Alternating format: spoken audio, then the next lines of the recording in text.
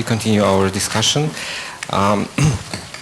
And this second panel will be devoted to constitutional reform in international context, opinion of the diplomatic community. I am pleased to welcome here on the panel Ambassador Vaidotas Verba, OEC Project Coordinator in Ukraine, Ambassador Vladimir Ristovsky, representative of the Council of Europe Secretary General in charge of the cooperation and coordination programs in Ukraine, and Mr. Wolfgang Bidzheil, Deputy Head of Mission at the Embassy of the Federal Republic of Germany. We are also waiting for His Excellency Ambassador Jeffrey Pyatt, who will join us a bit later. Well, since the Revolution of Dignity, there were at least two unsuccessful attempts to implement constitutional reform in Ukraine. The first, if you remember, was made in the parliament in spring 2014 through the temporary special commission. The second attempt was in summer 2014 when the president, newly elected president of Ukraine, submitted a constitutional amendment bill in the parliament, but the pre-term parliamentary elections disrupted the plans. In April this year, the President of Ukraine established the Constitutional Commission, and in unprecedented move in the Ukrainian history, he invited experts, international experts and representatives of prominent international organizations to take part in the work of the Constitutional Commission as observers, consultants. Therefore, from the very beginning, the Constitutional Commission engaged international expertise in various fields that were considered by the Constitutional Commission. Two bills have been approved by the Constitutional Commission already. The first on decentralization and the second on judicial reform. We are still waiting for the President to submit the bill to the Parliament. Therefore, the opinion of the diplomatic community is quite relevant in this respect, so that we could receive reflections and impressions from the first hands on how the Commission worked and whether the results achieved by the Constitutional Commission meets expectations of our friends and partners. Therefore, if you allow me, Mr. Ambassador Verba, and the first question goes to you. As far as I remember, you was in charge in organizing the famous Vilnius summit that triggered quite, at the one hand, heroic and on the other hand, tragic events in Kiev, in Ukraine, the Revolution of Dignity.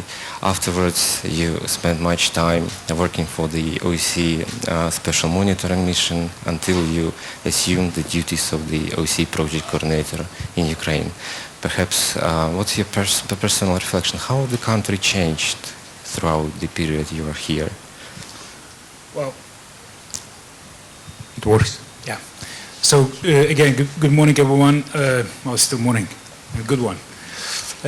I'd like to, first of all, express my deep satisfaction by your presence here and also to be part of this distinguished panel and to be able to reflect my own thoughts and opinions about the constitutional reform processes here.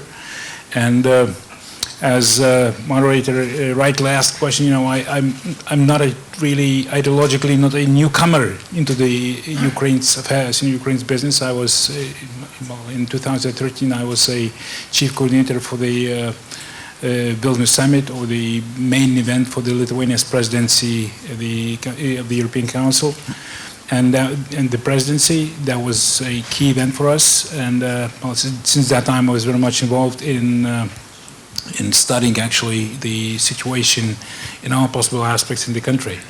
So, and also, as you correctly mentioned, I then was involved in Ukraine in different capacities as a part of the Special Monitoring Mission, and right now as a project coordinator in Ukraine.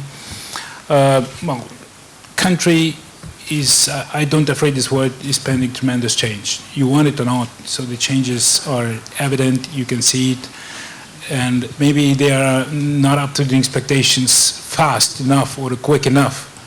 But nevertheless, I can definitely see a lot of changes, and also as a organization, OSCE, as like the other international organizations and other international partners, are destined to assist the Ukrainian government and the country and its people to assist to the reform process.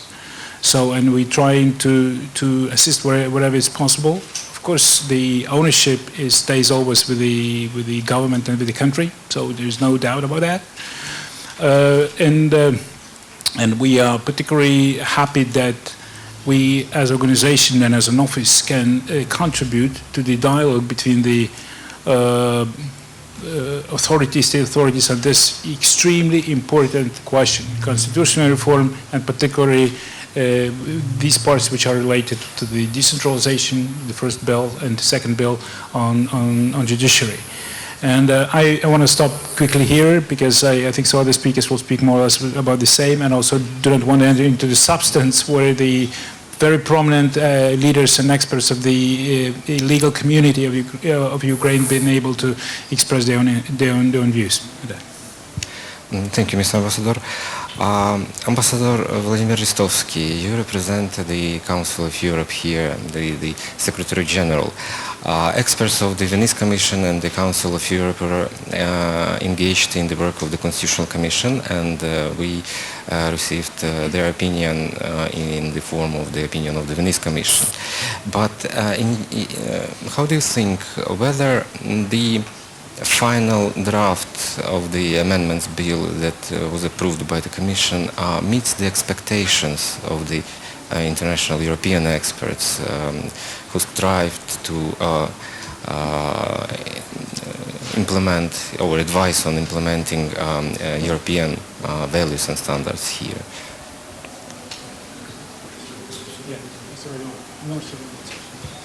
First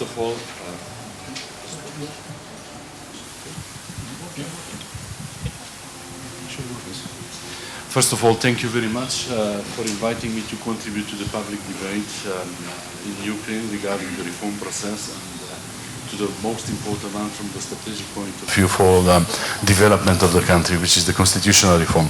You rightly mentioned that the Venice Commission was involved from the very first beginning of the development of the amendments which are being discussed at this period in Ukraine, and I can only convey the assessment of the Venice Commission, which is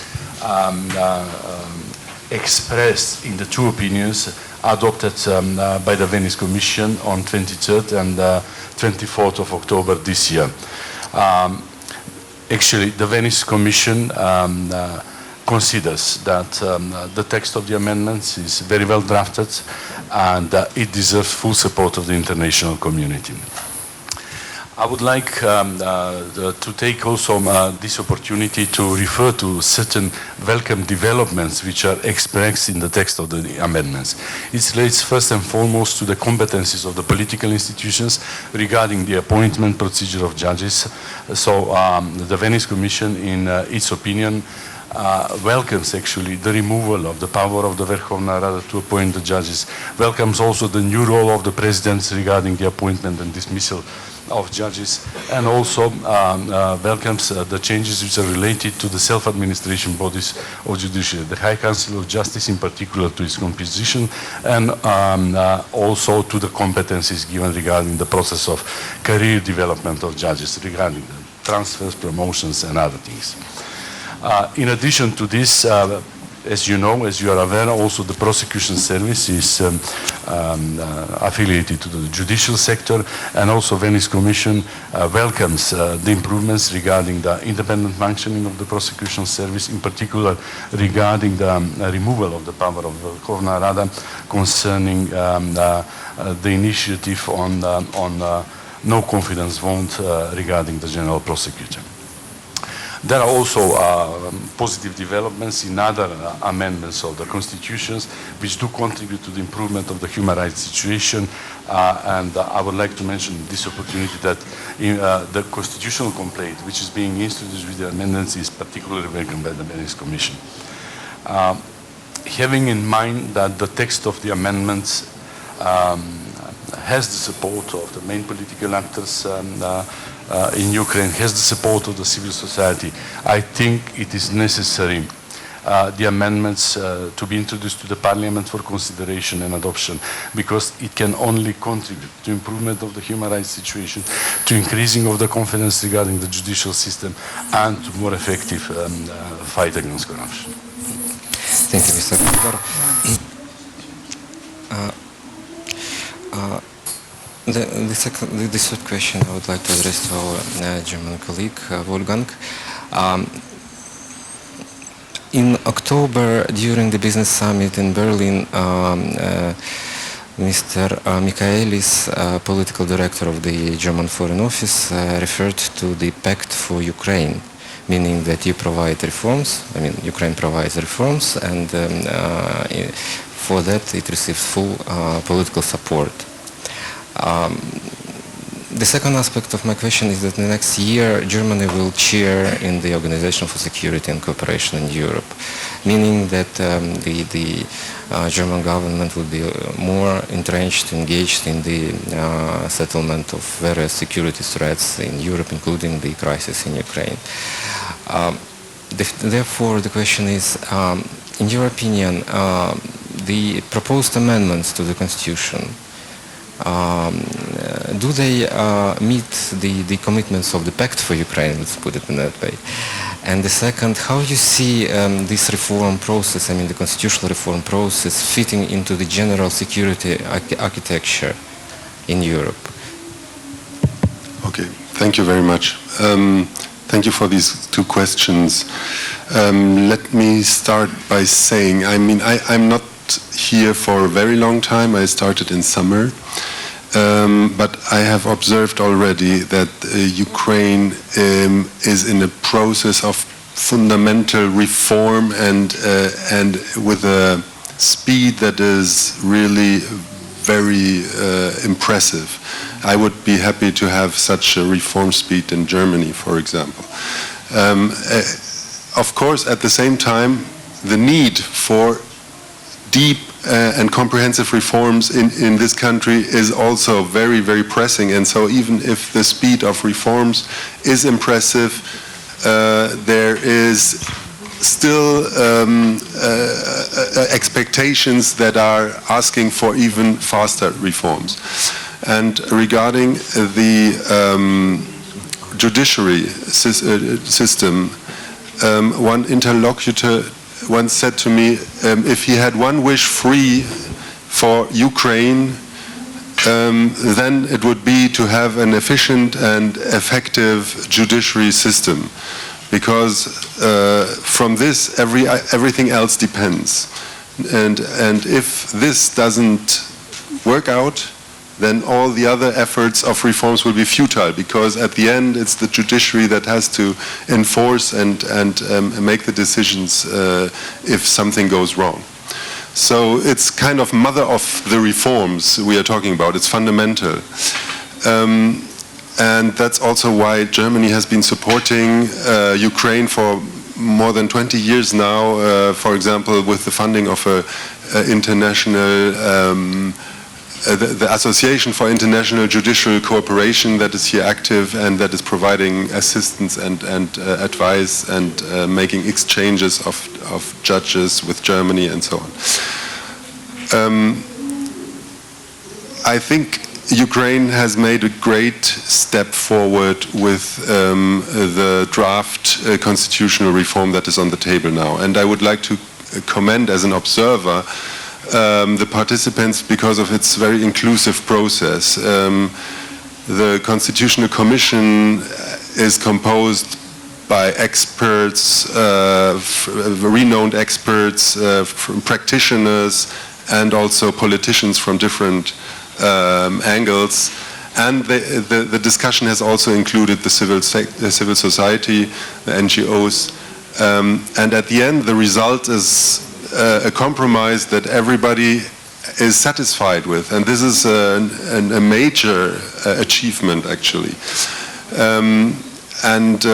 Regarding the result itself, the ambassador has just mentioned that very important steps have been taken to make the judiciary independent from political influence, to make it also independent, hopefully, from financial interests, from commercial interests, and so on. And the institutional changes that have been made, withdrawing influence from the Rada, from the president, and submitting this decision-making competencies to the High Council of Justice is certainly fundamental for depoliticizing the judiciary in Ukraine. Now, there are, of course, this is the basis now for the judiciary reform, and to complete the judiciary reform there are further steps that have to be taken. That includes what has been discussed this morning, how to evaluate the whole corpus of the judges, the 8,000 or so judges, and how to choose to select new judges by competitive process. That is something very important. This is probably the homework that is now to be done in the next month, and I hope that this will be a swift and also not a politicized process, but a technical process. And then, of course, there are other issues that have to be continued, like also the reform of the prosecution. There are also already steps in the constitutional amendments regarding the prosecution, but again, the implementation of the whole reform of the prosecution is also something that has to be done outside the constitutional reform with further amendments in the mechanisms and so on. I think, I mean, there are other things to say regarding police reform and Ministry of Interior and so on. I will stop here. Thank you very much. Thank you. And we are honored to welcome here Ambassador Jeffrey Pyatt, U.S. Ambassador to Ukraine. Thank you for coming. And Mr. Ambassador, this Monday this week, during your remarks, during the International Anti-Corruption Conference, you made a strong message to the civil society, I quote, "Don't give up," as concerns anti-corruption reform. What would be your message for those who engaged in the constitutional reform, in the judicial reform? How you assess the process here? Great question. And before I forget it, let me say, I think the answer to that, the short answer to that is get this right, because it's really important. But before I speak to that a little more, let me first of all compliment the OSCE Program Office, Ambassador Verba, for putting this event together, because this is a good illustration of the really indispensable role that OSCE has played in helping to stimulate dialogue on all of these issues about Ukraine's political future and the choices that the Ukrainian people have made about how to organize their democracy. And I think back at everything that you have done and that we've done together really since the revolution, a critical niche that the Program Office has filled by facilitating these kinds of conversations, not just in Kyiv, but really all across Ukraine, which is a big continental-sized country. I'm especially pleased to be here with Vladimir in the Council of Europe capacity, clearly the authoritative source of advice on these issues, and has played a key role. And of course, Wolfgang, my boss, colleague, Assistant Secretary Nuland, was just in Berlin. Our partnership with Germany on issues around Ukraine is as strong as it has ever been. And although I missed some of what Wolfgang said, I'm confident based on my daily discussions with Ambassador Weil that anything that he said, I would just repeat. So bear that in mind. I think, in terms of where we are, as I said in my public comments last Monday, there are real reasons for optimism about how this debate on constitutional reform in the judicial sector has unfolded. It's an important accomplishment that there has been agreement between the different political factions and civil society. I give compliments to the President and the team at Bankova that have worked on this issue for the very strong positive assessment which they received from the Council of Europe. This is heading in a very favorable direction. We hope very much that now the President will take the next step, having done all this hard work of actually moving the language into the Rada. There, as always, as with the decentralization debate, the really important burden for the members of the Rada is to look at these issues through the lens not of short-term political advantage, what is better for one political faction or another, but what is better for Ukraine and what is better for Ukrainians. And from that perspective, Ukrainian civil society has an important voice, an important role to play. Ukrainian judges also have an important role to play. And I hope that the representatives of the Ukrainian judiciary, who I imagine might be concerned about some of the changes that will come as a consequence of these reforms, will take it as an opportunity not to defend what happened in the past, but rather to have a technical conversation about what comes in the future. It's very clear that there is an enormous deficit of public confidence in the Ukrainian judiciary.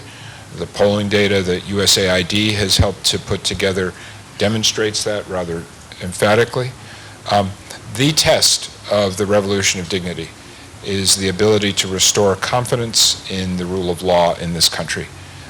It is also the single most important obstacle to boosting American and other foreign investment and therefore growing the economy over the long term. So to finish where I started, my advice is this is so important, you have to get it right. Think very hard, seek the best technical advice you can find, including from your partners in the Council of Europe. Have a broad and transparent national debate, which discussions like this one today can facilitate. But at the end of the day, make your own choices. Because ultimately, the future shape of Ukrainian politics and the future of Ukraine's democracy is not for any of us up here on the panel to decide. It's for Ukrainians to decide. And that's the most important single principle that the United States has applied to this whole set of issues. Moscow doesn't get to choose, Washington doesn't get to choose, Brussels doesn't get to choose. It's your choice. You're the ones who are choosing your own future, so get it right. Thank you, Mr. Ambassador. And perhaps a final question from my side, and then I'll open floor for the questions and answer session. The first constitutional amendment bill voted on the 31st of August the vote was surrounded by quite tragic events. In my opinion, the First Amendment bill is a kind of a hostage of the political game here. In your opinion, are there any safeguards against a similar situation happening with the Second Amendment bill regarding the judiciary? Are there any recipe that you can recommend to the President, to the coalition, how to get let's say, the process smoothly? Okay, maybe I'll start. Well, first of all, thank you very much to everyone who just praised a sort of effort and role of the OSCE Project Coordinator's Office in Ukraine. Dialogue. Well, this is the word which was probably spelled very loudly during the last year, or this year. And the OSCE Project Coordinator and the OSCE as such is trying to promote dialogue within this country. And to your question, I very strongly convinced that a lot of questions or the hostilities itself would be absent or obsolete when there's a proper dialogue between the central authorities and decision makers and the society, different groups of people within the whole country. And we've been trying to promote this since the very first day when the project for the dialogue project of the OSCE Project Coordinators has started in April this year. And it's just not by accident, not to praise, that the US government and German government are the supporters of this national dialogue project. Which is meant to increase mutual understanding and increase a communication by the decision makers here in Kiev to the broader parts of the society. And I think so to avoid such a, hostilities or the frictions. So what do you need? You need to maintain a permanent contact, permanent communication with everyone is interested. And actually this is, our meeting of the day is a part of this. Actually we will be trying to, in one of, to do whatever possible to support this process, to somehow to broaden it, to deepen it. So I have to praise our media society here, which very kindly agreed to not only cover this for the sake of covering as a news, but we expect very much that this will be translated or will receive some kind of repercussion effect in the different regional different regions of Ukraine through the regional media as well. So let me stop here. Mr. Ambassador, do you have any recite?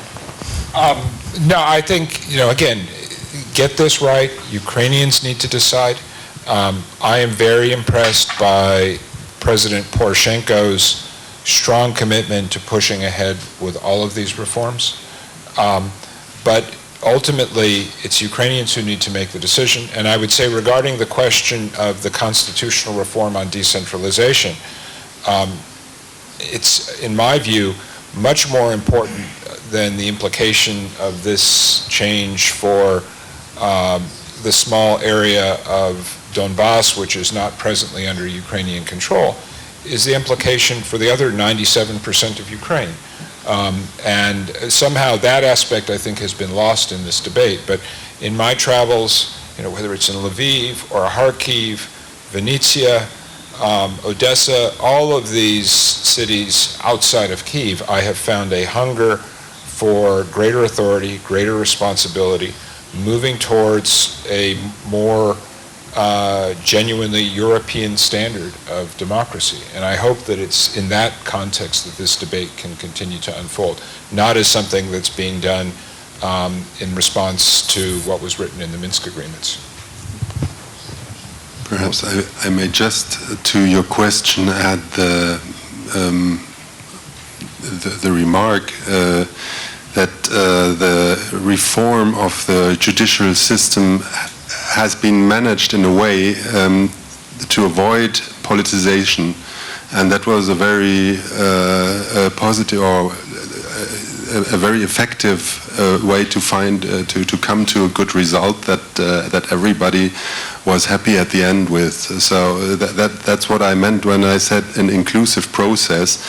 I mean, of course, everybody wants an effective judiciary. So from the start, this question was not so controversial as perhaps is the decentralization, where you have strong different political opinions. But still, the process was very inclusive, and that was a kind of the vademecum, how to come to this positive result. Thank you. So I open the floor for questions from the journalists.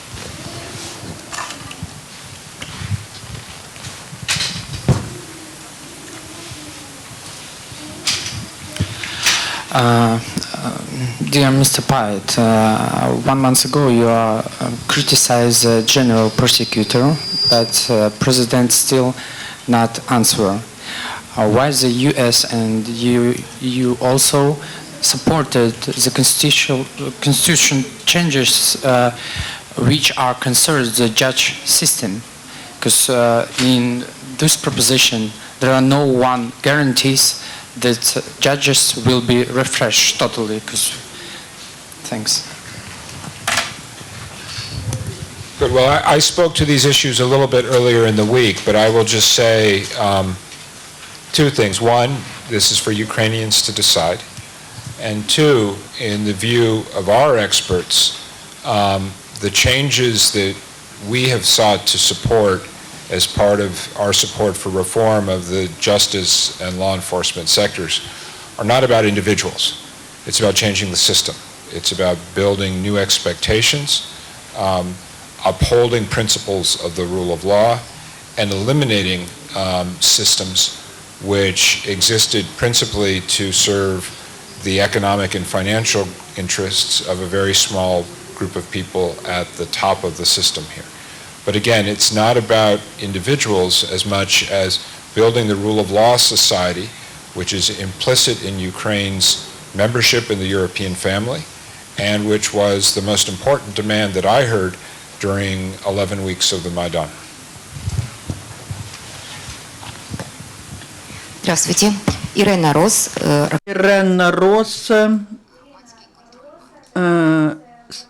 civil control of the banks. Irena Ross.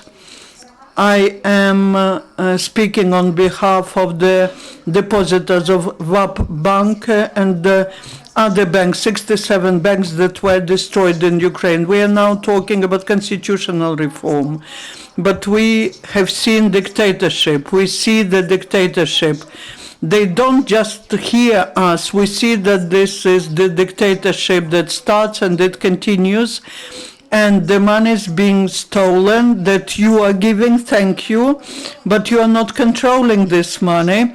And the money continue to go to the pockets of oligarchs. We are fighting. I was present at the meeting with the senators of the US and I asked them this question. I agree with your words, don't give up, but we cannot fight on because the dictatorship started. We are persecuted, we are arrested. At our meetings, I'm trying to draw your attention, not to take a lot of your time, but draw your attention that there's no sense to talk about constitutional laws, new laws.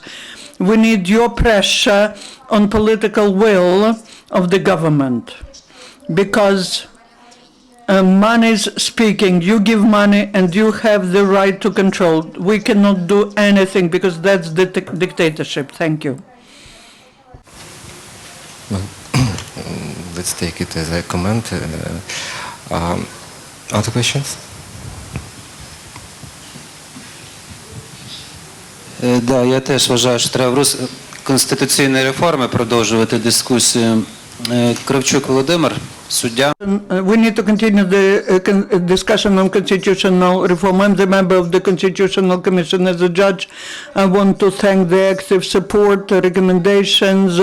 We saw many representatives who participated in the work of Constitutional Commission. And the Commission has always been thinking about whether the bill corresponds to international standards. The main emphasis of that reform, it was mentioned publicly. The Commission repeats that is ensuring maximum depolitization of judicial system, removing the politics from the judiciary is one of the standards recognized in the world. I understand that the judiciary reform that we are talking about and constitutional reform are the first steps and they will produce results in some time. But even now, the judicial system of Ukraine is faced with risks of over-politicization. One of the problems that the ambassadors probably do not know, as well as Ukrainian judges, is the long non-appointment or non-election by Ukrainian parliament of the judges. After the term expires in 5 years, the decision about electing the judges made by the parliament. Now, for about 18 months, for some judges, it's about 24 months. The documents are in the Ukrainian parliament and they are not moving anywhere. As a judge, I would like to inform you, the Congress of Judges applied to the parliament and the Council of Judges 4 times addressed the parliament just during this year. The Supreme Court addressed twice, the Supreme Administrative Court as well, but this issue hasn't been resolved. The words mentioned by the ambassador are correct, to do everything right, but as the professional judge, I cannot say what could be done here. So without asking the question, I would like to inform international organizations and representatives that there is such a problem. Maybe not now, maybe later you will draw attention to this problem, because that's one of the brightest examples of politicization of the judicial system. Thank you. Any comments on this point? Or maybe. Okay. One quick question. And, we are under the time pressure, unfortunately. So, this final question. Дуже дякую. Thank you. Good morning. My name is Jan. I'm a journalist from the Law newspaper. My question is to Mr. Ambassador, and more specifically on constitutional reform. Could you please tell us about your opinion on the new procedure of judge appointment or selection? And in your mind, will it be possible in Ukraine to do this transparently in Ukraine? Once again, should we take new candidates so we may use the judge course that existed before 2014? Thank you. I always say the two greatest enemies of the new Ukraine today are complacency and cynicism. Complacency is the argument which says business as usual is okay, Ukraine doesn't really need to change, it's okay to have these oligarchs controlling politics and controlling the system because that's the way it's always been. Cynicism is the same side, or the other side of the same coin, which says we can never change, it's too hard, the system is just too deeply rooted. I think both of those arguments are emphatically wrong. Ukrainians have demonstrated that you can change history. You did that on the Maidan. You've done it with the new patrol police. I am incredibly proud of the partnership that we have with the Ministry of Interior and the work that we have done together with our Canadian and Japanese partners and allies to help stand up this new institution.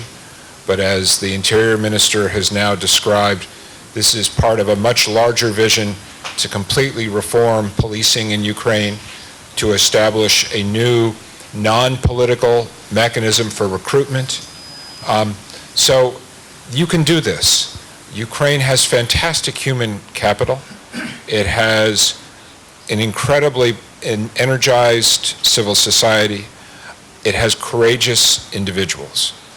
And I believe that the task in the judicial sector is to bring those same values, that same courage, that same commitment to working towards European standards to the rule of law area, which has not yet seen adequate change. On the specifics, my best advice is to listen to the Council of Europe, which brings the best European standards and expertise to these issues. And they have offered very clear guidance about how to address these issues of recruitment and lustration and modernization of the sector. But the single most important point, and I'll finish with this, is it has to change. The system as it has existed for the first 24 years of Ukraine's existence is not sustainable over the long term. It will not deliver the standards that the Ukrainian people demand, and it will not deliver the practical performance of justice that moving this economy forward and moving Ukraine towards the European family demands. Thank you. And Mr. Ambassador.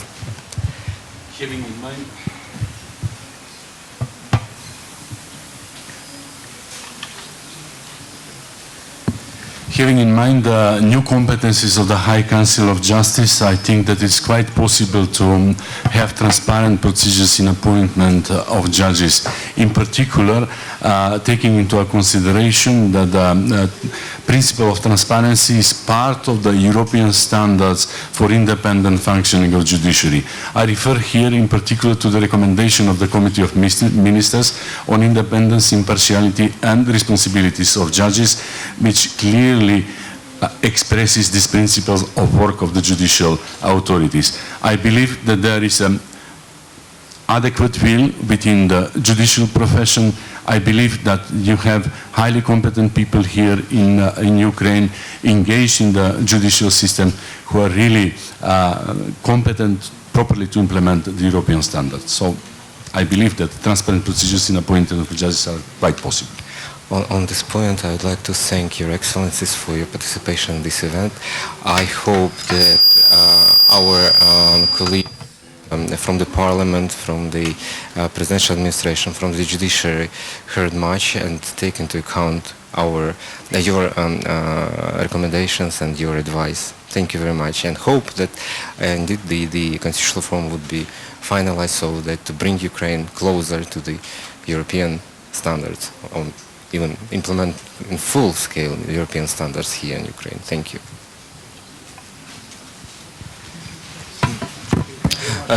Шановні панове, Dear ladies and gentlemen, you may ask questions to our participants